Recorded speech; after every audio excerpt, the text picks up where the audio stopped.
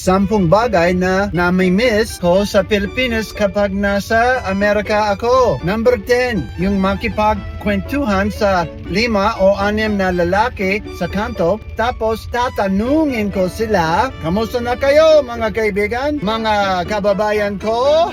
Pwede ba akong magtanong? Pagkatapos niyan, lahat sila nakatingin na sa akin. Tapos sasabihin ko, mahirap ba maging pogi? Tawanan na sila. Ayun, instant throw pa. Mga bagong Facebook followers ko pa. Number 9, yung nakaangkas sa likod ng jeepney habang bumabiyahe sa traffic ng Manila. Kita mo yung mga sasakyan sa harap mo, tapos libre pa yung hangin. Parang aircon. Medyo delikado pero memorable at naka-enjoy. Number 8, syempre, yung mga experience sa probinsya. Yung nakasakay ka sa bubong ng jeepney kasama yung ibang Pilipino papunta mula Puerto Galera hanggang White Beach sa Mindoro. Number 7, yung amoy ng presko at malamig na hangin sa kalsada pagkatapos umulan. Magkakaibang sa pakiramdam talaga. Number 6, ang pagkain. Mangga, papaya, saging, tinola, at syempre, only rice. Meron din kami dito niyan pero mas masarap pag galing sa Pilipinas. Number 5, yung mga tindahan sa kanto. Kahit may kailangan ka bigla, lalabas ka lang ng bahay at may mabibilhan ka agad, pwedeng lakarin.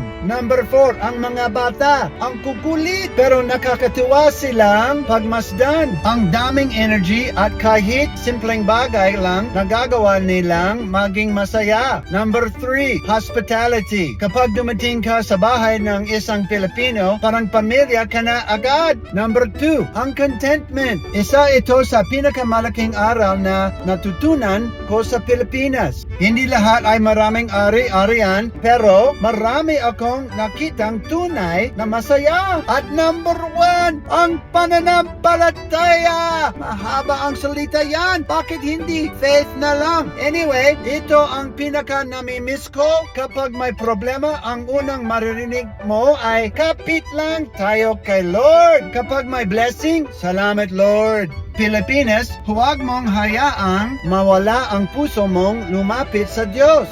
Pero gusto ko ring sabihin ito, hindi sapat na alam mo lang ang tungkol kay Jesus. Kilalanin mo siya ng personal. Mahal ka niya, magtiwala ka sa kanya. Maglakad ka kasama niya araw-araw. Dahil ang pinakamagandang bagay sa Pilipinas, hindi ang pagkain, hindi ang mga lugar, hindi ang kultura. Ang pinakamagandang kayamanan ng Pilipinas ay ang mga taong may pusong nagtitiwala sa Diyos. Ito si Kuya Ran, over and out. Where 2 or 3 are gathered, He is here in our midst.